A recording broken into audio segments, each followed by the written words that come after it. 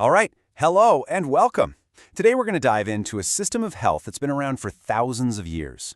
We're going to explore the core ideas behind traditional Chinese medicine. And I mean, not just as a list of treatments, but as a totally different way of looking at the human body and our place in the world. I want to start with this question right here because it really gets to the heart of everything we're going to talk about.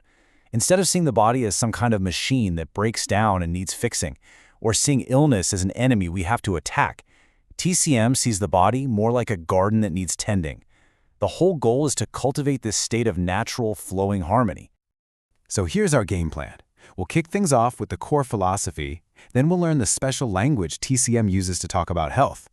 After that, we'll map that language onto the body, see how a practitioner actually figures out what's wrong, and finally, look at how treatments work to bring everything back into that natural, harmonious state. Okay, first up, this idea of a holistic worldview. This is the absolute bedrock of TCM. It means that nothing in your body ever works in isolation. I mean, everything. Your emotions, the weather, the season, what you had for lunch, it's all connected. It's all part of one big, interconnected system. And this leads to a really crucial difference in approach. A conventional doctor might diagnose you with migraines, but a TCM practitioner, they're looking for your unique pattern of disharmony. This is a concept called Bianzhong Lun Zhi, and what it means is that two people could both have migraines but have totally different patterns. One person might have too much heat, another might have stuck energy, so they'd get completely different treatments. You see? It's all about treating the person, not just the disease label. So to even describe these patterns, TCM uses this incredible language that's rooted in nature and metaphor. Let's get into its two most important concepts, yin-yang and the 5 elements.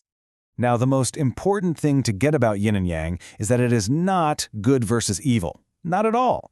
Think of them more like two sides of the same coin, or complementary forces in a constant, flowing dance. You just can't have one without the other. And health, well, that's simply the graceful balance between the two. To make it more concrete, think about it like this. Yang is the bright, hot, active energy of the daytime.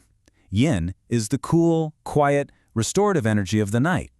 So in the body, an illness might be seen as having way too much of one, or not enough of the other.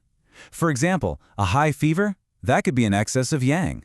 Feeling cold and exhausted all the time, that might be a sign of too much yin, or not enough yang. And then we add another layer of detail with the 5 elements, or wuxing.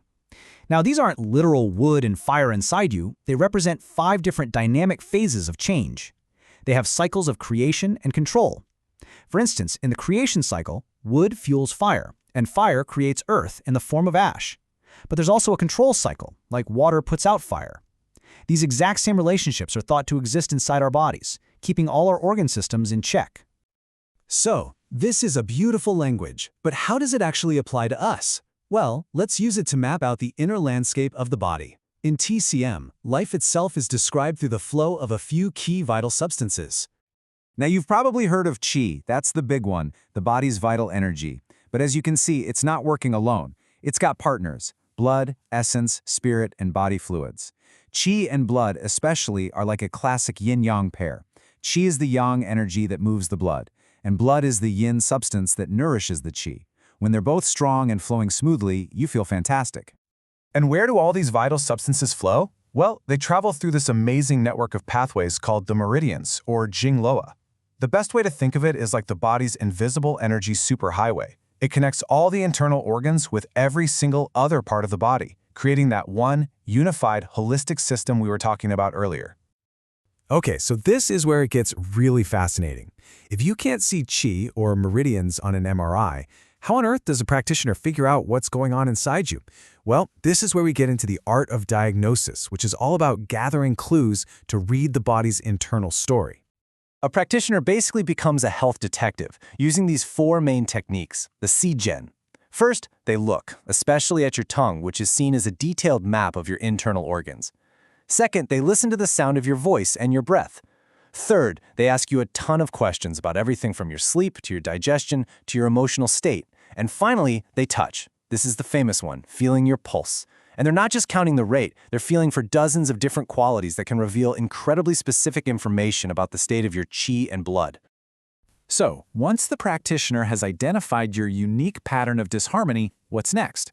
The goal of treatment isn't to just declare war on a symptom. It's much more subtle. It's about gently and intelligently nudging the body's own systems back into balance so that it can heal itself.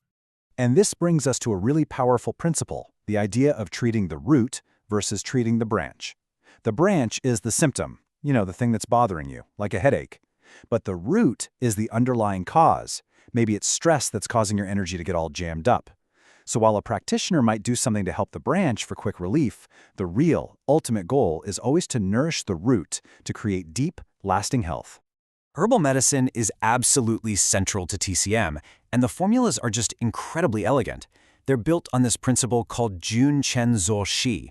You can think of it like a royal court in a bottle. You have the emperor herb, which targets the main problem. Then you have minister herbs that support the emperor, and then assistant and messenger herbs that help guide the formula to specific parts of the body and balance everything out. It's this perfectly coordinated team designed to address your entire pattern. And of course, herbs are just one tool in a really comprehensive toolkit. You have things like acupuncture and moxibustion, which work directly on those meridian superhighways to get stuck qi flowing again. There's dietary therapy, which uses the energetic properties of food to balance your internal yin and yang. And then you have practices like qigong and tai chi, which are basically moving meditations that let you take charge and cultivate your own qi. So we kind of end right back where we started. Traditional Chinese medicine, at the end of the day, it offers more than just another set of treatments. It offers a whole new perspective. It's a reminder that we are not separate from nature, that our bodies have this incredible innate intelligence, and that maybe, just maybe, true health is less about fighting a war and more about tending a garden. It's a pretty profound idea, and definitely something to think about.